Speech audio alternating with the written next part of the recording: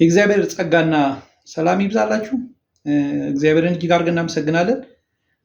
ባለፈው የጀመርኩት መንፈሳዊ ጉልምስና ወይም እድገት ሲታይብን በሕይወታችን የሚታዩ ነገሮች የሚሉ ከአንደኛ ቆሮንቶስ ምዕራፍ 3 ከ1-23 ያለውን ሀሳብ ስናገር ነበረ። ይህንን መልእክቴን በዩቲዩብ መመልከት ትችላላችሁ። ወደ 4 ሀሳብን እንደማነሳ ተናግሬ ነበረ። 2 ሀሳቦችን አንስቻለሁ። ከአንደኛ ቆሮንቶስ ምዕራፍ 3 ከቁጥር 1-23 ጀምሮ ያለውን ከዛ ሀሳብ በመነሳት ስለዚህ የመጀመሪያ ሀሳብ ምንድን ነው ያልኩት? ስጋዊነት ከህይወታችን ያስወግዳል። በመንፈሳዊ ጉልምስና ስንገኝ ስጋዊነት ከህይወታችን ይወገዳል የሚል ከቁጥር 1-4 ያለውን ሀሳብ ተመልክተናል። ከዛም ደግሞ አገልግሎት ምን እንደሆነ እንገነዘባለን በሚል ሁለተኛ ሀሳቤን አስንቻለሁ ከቁጥር 5-9። ዛሬ 3ና 4ኛውን ሀሳቤን በጌታ እርዳታ ይህንን ለመናገር ሞክራለሁ። ስለዚህ 3ኛ ምንድነው? በተሰጠን አገልግሎት ድካማችን በእግዚአብሔር ሚዛን እናስቀምጣለን ማለት ነው። በተሰጠን አገልግሎት ድካማችንን በእግዚአብሔር ሚዛን የሚባል ነገር እንዳለ እንድናስብ ማለት ነው። ስለዚህ አንደኛ ቆሮንቶስ ላይ ምዕራፍ 3 ቁጥር 10 ላይ የእግዚአብሔር ቃል የሚናገር ከእግዚአብሔር በተሰጠኝ ጸጋ መጠን እንደ ብልህ ግንበኛ መሰረት እንጣሉ፣ ሌላው በላዩ ላይ ይገነባል። ነገር ግን እያንዳንዱ እንዴት እንደሚገነባ መጠንቀቅ አለበት። ምክንያቱም አንድ ጊዜ ከተመሰረተው መሰረት በቀር ሌላ መሰረት መጣል የሚችል ማንም የለም፣ ይህ መሰረትም ኢየሱስ ክርስቶስ ነው እያለ የእግዚአብሔር ቃል ይናገራል። ስለዚህ ወገኖቼ በተሰጠን አገልግሎት ድካማችን በእግዚአብሔር ሚዛን ላይ እናደርጋለን፣ እናስቀምጣለን ማለት ነው። ስለዚህ ጳውሎስ ሲናገር እንደ ብልህ ሰራተኛ ነው የሚለው። መሰረትን ጣልኩኝ እያለ ጳውሎስ የሚናገረው ነገር አለና ይሄም ደግሞ ከእግዚአብሔር ጸጋ የተነሳ እንደሆነ ጳውሎስ ይናገራል። ጳውሎስ ብልህ ግንበኛ ነው። ብልህ ግንበኛ እንዲሆን ካደረገው ነገር አንዱ ጳውሎስ በዚህ ክፍል ላይ ሁል ቀን በመልእክቶቹ ላይ የሚናገረው ስለ እግዚአብሔር ጸጋ ይናገራልና ከእግዚአብሔር ጸጋ የተነሳ ነው እያለ ጳውሎስ የሚናገረው ሀሳብ አለ። ስለዚህ ከእግዚአብሔር ጸጋ የተነሳ ምንን ጣልኩኝ እያለ ይናገራል። መሰረትን ጣልኩኝ እያለ ጳውሎስ በዚህ ክፍል ላይ ሲናገር እናያለን። እና ያም መሰረቱ ማን ነው እያለ ነው። ያም መሰረቱ ጌታ ኢየሱስ ክርስቶስ እንደሆነ በዚህ ክፍል ላይ ይናገራል። ስለዚህ ጳውሎስ ብልህ ግንበኛ እንዲሆን ያደረገው ምንድነው? መልካም መሰረት በመምረጡ ነው ወገኖች። ያም መሰረት ኢየሱስ ክርስቶስ ነው። ሃሌሉያ፣ ጌታ ይባረክ። ስለዚህ ጳውሎስ በአገልግሎቱ ፍሬያማና ውጤታማ እንዲሆን ከሚያደርገው ነገር አንዱ የመረጠው መሰረት ጤናማ እንደሆነ እንመለከታለን። እና ያም መሰረት ማን ነው እያለ ነው። ያም መሰረት ጌታ ኢየሱስ ክርስቶስ ነው እያለ ጳውሎስ ይናገራል። ስለዚህ ጳውሎስ በቆሮንቶስ ቤተክርስቲያን የሄደ የመጀመሪያ ክርስቲያን እንደሆነ በዚህ ክፍል ላይ እናያለን። ስለዚህ ጳውሎስ በዛች በቆሮንቶስ ቤተክርስቲያን ውስጥ ሄደና መሰረትን እንደጣለ፣ ስለዚህ ያስቀመጠው መሰረት አለ፣ ያስቀመጠው አደረጃጀት እንዳለ በዚህ በቆሮንቶስ ቤተክርስቲያን ያደረገውን ነገር ስናይ ያንን መረዳት እንችላለን። ስለዚህ በዛ በቆሮንቶስ ቤተክርስቲያን ምንን ጣልኩ እያለና መሰረትን ጣልኩኝ ይላል። ስለዚህ ጳውሎስ በዛ በጣለው መሰረት ላይ ቆሮንቶስ ክርስቲያናቸው የራሳቸውን ቤተክርስቲያን ምን ማድረግ ጀመሩ ይላል። ጳውሎስ በጣለው መሰረት ላይ ቆሮንቶስ ቤተክርስቲያናቸው በራሳቸው ቤተክርስቲያንን ምን ማድረግ ጀመሩ ይላል። ቤተክርስቲያንን ማነጽ ጀመሩ እያለ ይናገራል። ግን ጳውሎስ ተጋግሞ አበክሮ የሚናገረው ነገር አለ። ይህም በዚህ ዘመን ላለነው ክርስቲያን የሚጠቅም ነገር እንደሆነ እረዳለሁ። እንዲህ ይላል፣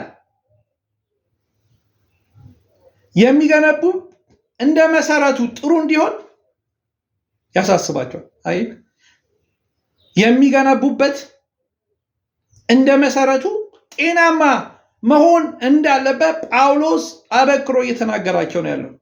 ታውቃላችሁ፣ ቤተ መንግስት ለማነጽ የተጣለ መሰረት ላይ ጎጆ ቤት ማነጽ እንደማይቻል ሁሉ ማለት ነው።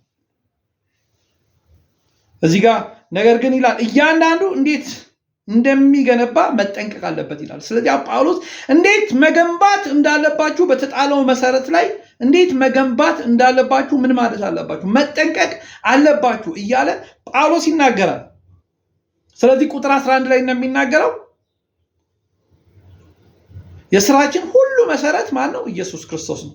በዚህ መሰረት ላይ ነው ሰዎች ምን ማድረግ ያለባቸው መገንባት ያለባቸው እያለ ጳውሎስ ይናገራል። የእግዚአብሔር ቃል ኤፌሶን ምዕራፍ 2 ከቁጥር 19-22 ላይ ይህንን ሐሳብ ማየት እንችላለን። አያችሁ፣ መሰረታችን ኢየሱስ ክርስቶስ ከሆነ በመሃላችን ክርክር፣ ጥል፣ ጸብ እንደማይኖር ጳውሎስ ይናገራል። እና የቆሮንቶስ ቤተክርስቲያን ትልቁ ችግሯ በተመሰረተው መሰረት ላይ እንዴት መገንባት እንዳለባቸው የተረዱ አይመስለኝም። ምክንያቱም መንፈሳዊ ልዩነት በመሃላቸው ይታይ ነበር። ወገኖቼ ሰዎች የተለያዩ ዕቃዎችን በመጠቀም ሊገነቡ ይችላሉ። የእግዚአብሔርን ቤተ መቅደስ ሊገነቡ ይችላሉ። ያ ማለት ለሰዎች እግዚአብሔር የተለያየ ስጦታ ምን ብሏል? ሰጥቷል ማለት ነው። ስለዚህ በተሰጣቸው ስጦታ መሰረት እያንዳንዱ የእግዚአብሔርን ስራ ሊሰራ እንደሚችል የእግዚአብሔር ቃል ይናገራል። ነገር ግን ይላል ትልቅ ትኩረት ማድረግ ያለብን እግዚአብሔር የሰጠን ስጦታ እንዳለ ሁላችንም እናምናለን። ለቤተ ክርስቲያን እግዚአብሔር ስጦታን ሰጥቷል፣ በረከትን ሰጥቷል። ነገር ግን ትኩረት ማድረግ ያለብን እንዴት አድርገን ነው መገንባት የምንችለው የሚለው ነገር መጠንቀቅ አለብን ወገኖቼ። ስለዚህ በትጋት መንፈስ ምን ማድረግ አለብን? መገንባት አለብን። እንዴት አድርገን መገንባት እንዳለብን ልንጠነቀቅ ይገባል ማለት ነው። አያችሁ። ስለዚህ መሰረቱ ኢየሱስ ክርስቶስ ሆነ ጥንቃቄ በተሞላበት እንደ እግዚአብሔር ቃል መሰረት ምን ማድረግ መቻል አለብን? መገንባት መቻል አለብን። ያ ማለት እንዴት ማገልገል እንዳለብን ልንጠነቀቅ ይገባል ማለት ነው። ምክንያቱም የእግዚአብሔር ሚዛን የሚባል ነገር ስላለ። ስለዚህ ጳውሎስ የሚናገረው ነገር አለ። በዚያ ቀን የሚለው አነጋገር አለ። ጳውሎስ በዚያ ቀን ይላል። ምን ማለት ነው ጳውሎስ ብለን ስንመለከት ይህ በዓለም መጨረሻ የሚገለጠውን የፍርዱን ቀን ለማመልከት ጳውሎስ ይህንን ቃል ሲጠቀም በዚህ ክፍል ላይ እናያለን። ስለዚህ በዚያን ቀን እግዚአብሔር ለእያንዳንዱ በሰራው ስራ መጠን ምን ያደርገዋል? ይፈትነዋል። በሰራው ስራ መሰረት። አያችሁ። ለዚህ ነው አገልግሎታችን በእግዚአብሔር ሚዛን ላይ እንደሚገመጥ ተረድተን አውቀን ነው እግዚአብሔርን ማገልገል ያለብን። እና እግዚአብሔር በሰጠን ዘመንና ምክንያቱም ዘመን ያልቃል እኮ ታውቃላችኋል። ያለፉ ዘመናትን ወደዚህ ማምጣት አንችልም።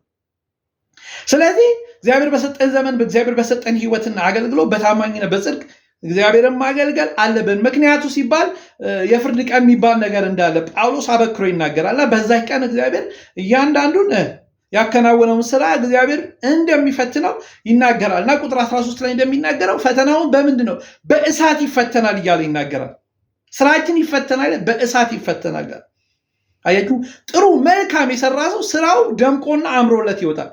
ወርቅ በእሳቱ ሲያልፍ አምሮ ደምቆ እንደሚወጣ ሁሉ ጤናማ አገልግሎት ያገለገሉ ሰዎች አገልግሎታቸው ፍሬያማና ውጤታማ ነው ማለት ነው። ስለዚህ ቤተክርስቲያንን አንጸን ከሆነ እግዚአብሔር እሳትን ወይም ስደትን በቤተክርስቲያን ውስጥ ሊያመጣ ይችላል። ነገር ግን በዛ ውስጥ ግን መጽናታችንና አለመጽናታችን በዚህ ፈተና ውስጥ ይፈተናል ማለት ነው። ስለዚህ እንደ ክርስቲያን እንደ አገልጋይ እንደ ቤተክርስቲያን ልንረዳ የሚገባው ነገር ፈተና አለ። ስለዚህ በዛን ጊዜ ስንፈተን መጽናትና አለመጽናታችን ምን ያደርጋል? ይታያል። የእግዚአብሔር ቃል ያንን ነው የሚናገረው። ምክንያቱም ፈተና እንዳለ እያሰብን ሚዛን እንዳለ እያሰብን በዛ ውስጥ ጸንተን መቆም እንዳለብን የእግዚአብሔር ቃል እየተናገረ ነው ያለው። ኢዮብ 23:10 ላይ ግን እኔ የሚሄድበትን መንገድ ያውቃል፣ ከፈተነኝ በኋላ እንደ ወርቅ ምን አደርጋለሁ? እወጣለሁ ይላል። እግዚአብሔር ከፈተነኝ በኋላ ፈተና የሚባል ነገር የአንድ ክርስቲያን መፈተሻ ነው ማለት ነው። የአንድ አገልጋይ የሚፈተንበት መንገድ ነው ማለት ነው። ስለዚህ ፈተና ጠልተን ሸሽተን የትም አናመልጥም ወገኖች፣ እንፈተናለን። በአንድም በሌላ መንገድ ቅዱሳን የሚፈተኑበት ፈተና እንዳለ እግዚአብሔር ቃል ይናገራል። በዛ ውስጥ ግን ምን ማድረግ አለብን? ጸንተን መቆም አለብን ይላል። አያችሁ፣ ልንጸና ልንቆም የምንችለው ደግሞ ትክክለኛ መንፈሳዊ መረዳታችን መንፈሳዊ እውቀታችን ባደገ መጠን ነው ወገኖች። የሰዎች መንፈሳዊ ጉልበትና አቅም የሚያድገው የእግዚአብሔር ቃል ሙላት በህይወታቸው ሲኖር ብቻ ነው። የእግዚአብሔርን ሐሳብ በቅጡ ሲረዱ ነው ወገኖች። መንፈሳዊነት መገለጫው ታውቃላችሁ፣ መታያው በተረዳነው መጠን የምንገልጠው ነገር ነው። ባወቅነው መጠን የምንገልጠው ነገር ነው። የሌለን ነገር ማሳየት አንችልም ወገኖች። ሰዎች የሌላቸውን ነገር ለማድረግ ሲሞክሩ ብዙ ጊዜ ይሳሳታሉ። ያልተሰጣቸውን ነገር ለማሳየት ሲሞክሩ ሲሳሳቱ እናያለን። ባልተሰጠን ነገር ወገኖቼ ለመኖር እየሞከርን ከሆነ ኪሳራ። ስለዚህ ትልቁ ልናውቀው የሚገባው ነገር መረዳታችንን እውቀታችንን ማሳደግ መቻል አለብን። መንፈሳዊ ልጅነት ከኛ ህይወት መወገድ መቻል አለበት እና የእግዚአብሔር ቃል የእግዚአብሔር ሐሳብ በእኛ ህይወት ይበልጥ እንዲታይና እንዲገለጥ የምንፈልግ ከሆነ በመንፈሳዊ ህይወት ውስጥ ልንተጋ እንደሚገባ የእግዚአብሔር ቃል ይናገራል ወገኖቼ። ስለዚህ ቁጥር 14 እና 15 ላይ እንደሚናገረው የሰራነው ስራ እግዚአብሔርን የሚያስደስት ስራ ከሆነ በእግዚአብሔር ዘንድ ክብር እናገኝበታለን። ነገር ግን የሰራነው ስራ እግዚአብሔርን የማያስደስት ከሆነ በእሳት ተቃጥሎ ምን ያደርጋል? ይደመሰሳል። ቅድም እንዳልኳችሁ ምሳሌ የወርቅ ምሳሌ እንዳመጣሁት ጤናማ ወርቅ ተፈትኖ ውበቱ ደምቆ እንደሚወጣ እንዲሁ ደግሞ አርቲፊሻሉ ደግሞ መልኩ እንደሚቀየር ሁሉ ወገኖቼ ፈተና የሚባል ነገር አለ። በዛ ፈተና ውስጥ በዛ ሚዛን ውስጥ እንደምናልፍ ልናውቅ ይገባል ማለት ነው። ስለዚህ ጠንቀቅ ብለን ስናገለግል ይገባል ወገኖቼ። ለስጋዊ ፍላጎታችን፣ ለራሳችን ጥማት፣ ለራሳችን ለውስጥ መሻት ብለን እግዚአብሔር ሐሳብ እንዳንጎል እንዳንቀልድ እግዚአብሔር በሰጠን ዘመን እንዳንቀልድ ጥንቃቄ ልናደርግ እንደሚገባ የእግዚአብሔር ቃል ያስተምረናል።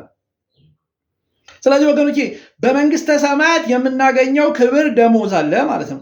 ስለዚህ ያንን በማሰብ እግዚአብሔርን በሰጠን ነገር ማገልገል፣ በታማኝነት ማገልገል፣ በተሰጠን የጸጋ በተሰጠን እግዚአብሔር አገልግሎት በሰጠን ልክ ልናገለግልና በታማኝነት ደግሞ ለዛ ነገር መኖር እንዳለብን ልናስብ ይገባል። ምክንያቱም ደሞዝ አለው ዋጋ አለው እያለ ነው እግዚአብሔር ቃል የሚናገረው እና ቁጥር 15 ላይ ይናገራል። ይህንን ካላደረግን ሽልማቱም እንደሚቀርብን መጽሐፍ ቅዱስ ይናገራል። ነገር ግን ደህንነታችንን አናጣም። ይህ ክፍል የሚናገረው ያንን ነው። ስለ ስራ ነው የሚናገረው። ስለዚህ ወገኖቼ ስራችን መልካም ከሆነ እግዚአብሔር ልዩ በሆነ መንገድ ያከብረናል። ኢየሱስ ጌታ ነው። አያችሁ፣ በሰጣችሁ ዘመን በሰጣችሁ የህይወት ቆይታ በታማኝነት እግዚአብሔርን የምናገለግሉ ከሆነ እግዚአብሔር ምን ያደርጋችኋል? ያከብራችኋል። አያችሁ፣ እግዚአብሔር የማንንም ባለዕዳ አይደለም። እግዚአብሔር ብድራትን የሚከፍል ብድራትን የሚሰጥ አምላክ እንደሆነ መጽሐፍ ቅዱስ ይናገራል። ስለዚህ ወገኖቼ ልንጠነቀቅ ይገባል ማለት ነው። ኢየሱስ ጌታ ነው። እናንተ መጽሐፍ ቅዱስ 17 ላይ እናንተ የእግዚአብሔር ቤተ መቅደስ ናችሁ ይላል። አይ በዚህ ቤተ መቅደስ ላይ እንዴት መገንባት እንዴት ማነጽ እንዳለብን ልንጠነቀቅ ይገባል ማለት ነው። ኢየሱስ ጌታ ነው። ወገኖቼ ስጋዊነት በጣም ከባድ ነው ታውቃላችሁ። በኃጢአት ውስጥ ወገኖቼ መመላለስ ስጋዊነታችንን ይበልጥ እየገለጠ ነው የሚሄደው። ስለዚህ ስጋዊነት ሲበዛ ኃጢአት ይታያል ማለት ነው። እግዚአብሔር ይርዳል። ስለዚህ ወገኖቼ እነኚህ ስጋዊነትን ከሚያመጡ ምክንያቶች አንዱ የሐሰት ትምህርት ነው። ስለዚህ እነዚህ ደግሞ በሰዎች ህይወት ውስጥ የሚፈጥሩ ችግሮች አሉ። በህብረት ውስጥ የሚፈጥሩ ችግሮች አሉ። መለያየትን ሊያመጣ ክርክርን ሊያመጣ ይችላል። ስለዚህ ህብረትን ያሳጣል ማለት አንዱ አባል ከሌላው አባል ጋር ይጋጫሉ። ፌሎሺፕ ይጠፋል። ይሄ ስጋዊነት መገለጫዎች ናቸው። ይሄ ማለት የእግዚአብሔርን ቤተ መቅደስ ማፍረስ ማለት ነው። ስለዚህ ወገኖቼ ይህንን ጥንቃቄ ልናደርግ እንደሚገባ የእግዚአብሔር ቃል ይናገራል። ስለዚህ ልብ ልንል የሚገባው ነገር አለ ወገኖቼ። በዚህ ቤተ መቅደስ ላይ እንዴት ማነጽ እንዳለብን ልናስብ ይገባል ማለት ነው። ምክንያቱም የእግዚአብሔር ቃል ይህንን የእግዚአብሔርን ቤተ መቅደስ እንዳናፈርስ ልንጠነቀቅ ይገባል። ምክንያቱም ይህንን የእግዚአብሔርን ቤተ መቅደስ የሚያፈርስ ራሱ ያው እግዚአብሔር ምን ያደርገዋል? ያፈርሰዋል የሚል የእግዚአብሔር ቃል አለ። ቁጥር 17 ላይ ማየት እንችላለን ይህንን ሐሳብ። እግዚአብሔር ይርዳል ወገኖቼ። ስለዚህ ይህንን ጥንቃቄ ልናደርግ እንደሚገባ ልታስተውሉ ይገባል ማለት ነው። ሌላ የመጨረሻው ሐሳብ በመንፈሳዊ ጉልምስና ውስጥ በመንፈሳዊ እድገት ውስጥ ስንገኝ በሰው ጥበብ ሳይሆን በእግዚአብሔር ጥበብ እናገለግላለን። አያችሁ፣ በሰው ጥበብ ሳይሆን በማን ጥበብ? በእግዚአብሔር ጥበብ እናገለግላለን የሚል ሐሳብ እናያለን። የቆሮንቶስ ወገኖች ሰዎች ራሳቸውን የሚመለከቱት እንደ ጥበበኛ ነው። ምናልባት በዓለማዊ ጥበበኞች ሊሆኑ ይችላሉ። ስለዚህ በዛ እይታ ራሳቸውን የሚመለከቱ ይመስለኛል። ነገር ግን እንዲህ ያለ ጥበብ በእግዚአብሔር ፊት ሞኝነት ነው። በእግዚአብሔር ፊት ሞኝነት ነው። ቁጥር 19 ላይ የእግዚአብሔር ቃል ሲናገር ላንብብ ወይም እንዲህ የሚል ቃል አለ፣ የዚህ ዓለም ጥበብ በእግዚአብሔር ፊት ሞኝነት ነውና እንዲህም ተብሎ ተጽፏል፣ እርሱ ጥበበኞችን በራሳቸው ተንኮል ይይዛቸዋል ይላል። የዚህ ዓለም ጥበብ በእግዚአብሔር ፊት ምንድነው? ሞኝነት ነው። አያችሁ፣ ምንም ነገር የሚያከብር ነገር የለውም ማለት ነው። ስለዚህ በዓለም ፊት ሞኝ ከመሆን ይልቅ በእግዚአብሔር ፊት ሞኝ መሆን ይሻላል ወገኖች። አንደኛ ቆሮንቶስ 1:27 ላይ ነገር ግን እግዚአብሔር ጥበበኞችን ያሳፍር ዘንድ የዓለምን ሞኝ ነገር መረጠ፣ እግዚአብሔር ብርቶችን ያሳፍር ዘንድ የዓለምን ደካማ ነገር መረጠ እያለ ይናገራል። ስለዚህ ራሳችንን እንደ ጥበበኛ እንመልከት ወገኖች። በራሳችን ጥበብ ከመመካት ይልቅ በእግዚአብሔር ጥበብ እንመካ። ስለዚህ ከእግዚአብሔር ጥበብን ለመማር እንትጋ ወገኖች። የራሳችን ጥበብ ምንም አይጠቅመንምና ይህን ነው እግዚአብሔር ቃል እየተናገራል። ስለዚህ የቆሮንቶስ ቤተክርስቲያን ወገኖች ይህንን አድርገው ቢሆን ኖሮ በመሃላቸው የተፈጠሩ ክርክርና መለያየት ባልኖረ ነበር። የዘመኗ ቤተክርስቲያን በእኛም ዘመን አሁን ስንመለከት ወገኖች በቤተክርስቲያን ውስጥ በጣም እኮ ኃይለኛ ችግር ነው ያለው። ሰዎች በህብረት በአንድነት ሆኖ መስራት የማይችሉበት፣ ወንድም ወንድሙን የሚገፋበት በጣም ምን ያህል ከባድ እንደሆነ ታውቃላችሁ። በዘመኗ ቤተክርስቲያን የሚታዩ ችግሮችና አንዱ አንዱን ጥሎ በአንዱ ላይ መውጣት የሚፈልግበት ዘመን ነውና ይሄ በጣም ከባድ ነገር። ይሄ ሰዎች እግዚአብሔርን ጥበብ ትተው የዓለምን ጥበብ ስለተከተሉ ነው። የዓለም ጥበብ ደግሞ ውጤቱ ይሄ ነው፣ ፍሬው ይሄ ነው። ስለዚህ በቆሮንቶስ ቤተክርስቲያንም የተከተለችው ይህንን ጥበብ ስለሆነ በመሃላቸው የነበረ ክርክር፣ ህብረትን ማጣት፣ አንድነትን ማጣት በብዙ ተገልጦ እንደሚታይ እንመለከታለን። ስለዚህ በራሳችን ጥበብ አንመካ፣ በእግዚአብሔር ጥበብ እንመካ ወገኖች።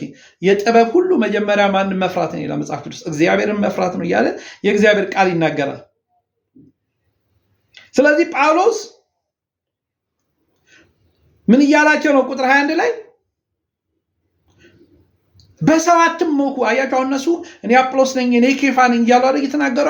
ስለዚህ ይሄ ጥበብ የምድር ጥበብ ነው። አያችሁ፣ ልትመኩ የሚገባው መመካት ካለባቸው በኢየሱስ ተመኩ፣ በክርስቶስ ተመኩ፣ በእግዚአብሔር ተመኩ እያላቸው እንጂ በሰው ጥበብ ምን አትበሉ፣ አትመኩ። መመካት ካለባችሁ በማን ተመኩ? በክርስቶስ ኢየሱስ ጌታ ነው። ስለሚያስፈልግ ከሆነ መመካት የሚያስፈልግ ከሆነ ትምክታችሁ አድርጋችሁ ይዛችሁ መቅረብ ያለባችሁ ማንን ነው? ክርስቶስን ነው እያለ ነው። ኢየሱስ ጌታ ነው። ሃሌሉያ። የእግዚአብሔርን ቃል አንደኛ ቆሮንቶስ ምዕራፍ 29 ቁጥር 31 ላይ ይህንን ሐሳብ የሚደግፈንን እግዚአብሔርን ቃል ማግኘት እንችላለን ወገኖቼ። እግዚአብሔር በክርስቶስ አማካኝነት የሚያስፈልገን ነገር በሙሉ ተሰጥቷቸዋል እያለ የእግዚአብሔር ቃል ሮሜ 8:32 ላይ የሚናገራል፣ ኤፌሶን 1:3 ላይ የሚናገራል፣ አንደኛ ቆሮንቶስ ላይ ምዕራፍ 1 ቁጥር 30 ላይ ይህንን ሐሳብ ማግኘት እንችላለን ወገኖች። ስለዚህ ተስፋ ልናደርገው የሚገባው ልንመካበት የሚገባው ማንን ነው? ክርስቶስን ነው። ኢየሱስ ጌታ ነው። አየህ። ስለዚህ በቆሮንቶስ ቤተክርስቲያን በሰዎች ላይ ያለ መደገፍ ምን ያህል ችግር እንደፈጠረ እያየን ያለ ነው። ስለዚህ ጳውሎስ እያለ ያለው እነኚህ ለቤተክርስቲያን የተሰጡ ስጦታዎች ናቸው፣ ሐዋርያቶች ናቸው። ሰዎቹ እነ ጳውሎስ እነ ኬፋ እነ አጵሎስ ምንድን ናቸው? ሐዋርያቶች ናቸው። ለእናንተ የተሰጡ በረከቶች ናቸው እያለ ነው። አያችሁ፣ እዚህ ላይ ትንሽ ብናገር ደስ ይለኛል ወገኖች። ዛሬ በቤተክርስቲያን ውስጥ እግዚአብሔር ሰዎችን ይሰጣል። ነገር ግን እነኚህ የተሰጡንን ሰዎች አንዳንዴ በጥንቃቄ ልንይዛቸው ይገባል ወገኖች። በእነሱ ውስጥ የተገለጠው ጸጋ፣ በእነሱ ውስጥ የተቀመጠው ጸጋ እግዚአብሔር የሚከብርበት ነው። ቤተክርስቲያን የምትታነጽበት ነው። ቅዱሳን የሚታነጹበት ነው ወገኖች እንጂ የመለያያ ምክንያት መሆን መቻል የለበትም። የመገፋፈያ ምክንያት መሆን የለበትም። ይሄ በጣም በዘመኗ ቤተክርስቲያንም በደንብ የሚታይ ነገር እንደሆነ እናያለን። ለቆሮንቶስ ቤተክርስቲያን እነኚህ የተሰጡ ስጦታዎች፣ እነኚህ ሐዋርያቶች ስጦታ ተደርጎ ነው የተሰጣቸው ወገኖች። እነኚህ ስጦታዎች ግን አልተቀበሉም። እነዚህ ሰዎች የመለያያ ምክንያት ነው ያደረጉት። እነዚህም ይሄ የሚያሳየው ቆሮንቶስ ቤተክርስቲያን ጥበበኞች ሳይሆኑ ሞኞች ናቸው ወገኖች። አያችሁ፣ ሞኞች ናቸው። አንዳንዴ ሞኝነት በዘመናዊ ቤተክርስቲያን የሚታያል ወገኖች። እኛ በእውነት ነው የምነግራቸው ወገኖች። ሰው ፐርሶናሊቲ ሰውን ያጠቃን ነው የሚመስለን አይደለም ወገኖች። ጥበበኞች ከሆነን እኮ እግዚአብሔር የሰጠንን በረከት በአግባቡ በቅጡ መጠቀም መቻል እኮ ትልቅ ጥበብ ነው። ይሄ እግዚአብሔር ጥበብ ይባላል ወገኖች። ነገር ግን አሁን የእግዚአብሔር ጥበብ ሳይሆን የሰው ጥበብ በሰፊው የሚታይበት ዘመን ነውና እግዚአብሔር ይርዳል። ስለዚህ ቆሮንቶስ ቤተክርስቲያንም ይሄ ነገር ይታይባታል። ይሄ ከየት መጣ ስንል መንፈሳዊ ልጅነት የፈጠረው ነገር። ዛሬም በዘመናዊ ቤተክርስቲያን መንፈሳዊ ልጅነት በሰፊው ስለሚታይ መከፋፈል፣ መለያየት የሚለው ነገር በሰፊው በጉልህ የሚታይ ነገር ነውና እግዚአብሔር ማስተዋልን ይስጠን፣ ወደዚህ መንገድ ይመልሰን። ስለዚህ ለቤተክርስቲያን የተሰጡ ስጦታዎች ናቸው። እንደውም ጳውሎስ ሁሉም የእኛ ነው ይላል። ጳውሎስ ታውቃለህ፣ ጳውሎስ ይህንን ሐሳብ ቁጥር 23 ላይ ሲናገር ክርስቶስ በእኛ ደግሞ በክርስቶስ ስላለን ሁሉ ነገር ደግሞ የእኛ ነው ይላል። ክርስቶስ በእኛ ደግሞ በክርስቶስ ስላለን ሁሉም ነገር ደግሞ የእኛ ይላል። ክርስቶስ በማን ውስጥ? በእኛ ውስጥ አለ። በክርስቶስ ስላለን ሁሉ ነገር ደግሞ የእኛ ነው ይላል። የክርስቶስ የሆነ ሁሉ የእኛ ነው ይላል። አያችሁ፣ ኢየሱስ ጌታ ነው። ሁሉ የእኛ ነው። የመለያ ምክንያት መሆን የለበትም። የተሰጡን ስጦታዎች ሁሉ የእኛ ናቸው። እነኚህ የተሰጡን ስጦታዎች ጠብቀን በቤተ ክርስቲያን ውስጥ አቆይተን ወገኖቼ መኖር መቻል አለብን ብዬ አስባለሁ። ነገር ግን እንደ እግዚአብሔር ቃል ማሰለ በክርስቶስ ጸንተን መኖር የማንችል ከሆነ የተሰጠንን ነገር ሁሉ ልናጣው እንችላለን። ወገኖቼ ታውቃላችሁ፣ አሁን አንዳንዴ ዝም ብዬ ሳስበው በጌታ ኢየሱስ ክርስቶስ በነበረበት ዘመን አገልግሎቱ ምን ያህል ፍሬያማና ውጤታማ ነበር። ወንጌልን በድንቅና በተአምራት ያጸና ነበር። ወገኖች እንዲህ በሐዋርያት ዘመን ደግሞ ስትመጡ እንዲህ ወንጌል በድንቅና በተአምራት ምን ያህል እግዚአብሔር መንፈስ፣ እግዚአብሔር ኃይል በእነሱ ህይወት እየተገለጠ እንደሚያገለግሉ እንደነበረ ወደ ዘመኗ ስንመጣ ግን በጣም የሚያስፈራ ነገር ነው። ወገኖች ታውቃላችሁ፣ ይሄ በጣም ቆም ብለን ልናስብ የሚገባበት ዘመን ነው። ስለዚህ ይሄ የተሰጠንን ነገር እንደ እግዚአብሔር ቃል እንደ በሳል እንደ መንፈሳዊ ሰው መንፈሳዊ ልጅነትን አስወግደን የእግዚአብሔር ቃል እንደሚለን የእግዚአብሔርን መንግስት ልናገለግል እንደሚገባ ዛሬ ትኩረት አድርጌ መናገር እፈልጋለሁ። ወገኖቼ ዘመን እያለቀ ነው። ስለዚህ ሚዛን ይባላል። አገልግሎታችን ይመዘናል። እግዚአብሔር ዝም ብሎ የሚያሳልፈን ጉዳይ አይደለም እና ሚዛን አለ። አገልግሎታችሁ ያ በዛ ውስጥ በእሳት ውስጥ አልፋችሁ በእግዚአብሔር ፈተና ውስጥ ካለፋችሁ ከእግዚአብሔር ዘንድ ክብርን ሽልማትን ትቀበላላችሁ እያለ ጳውሎስ እየተናገረ ያለውና አሁን በመሃላችሁ በቆሮንቶስ ቤተክርስቲያን የተፈጠረው መንፈሳዊ ልጅነት የሚያመጣውን በሽታ ጳውሎስ አበክሮ እየተናገረ ነው ያለውና መንፈሳዊ ልጅነት ምን ያህል ከባድ እንደሆነ ከዚህ ክፍል እንረዳለን ማለት ነው። እግዚአብሔር በመንፈሳዊ ህይወት ያሳድገን። ማደግ ከምንፈልግ ከሆነ ደግሞ መትጋት ከኛ ህይወት ይጠበቃል ማለት ከእግዚአብሔር ቃል ጋር በጸሎት በህይወታችን ልንተጋ ይገባል። ወገኖቼ ይህንን መልእክት ለምትሰሙኝ ሰዎች በእውነት የእግዚአብሔርን ቃል የእግዚአብሔርን ምክር ተግባራዊ እንድታደርጉ በጌታ ፍቅር አሳስባለሁ። ምክንያቱም ይህንን የተናገርኩት ሀሳብ የኔ ሀሳብ ሳይሆን የእግዚአብሔር ሀሳብ ነው። ተባረኩልኝ። እግዚአብሔር ዘመናችሁን ይባርክ።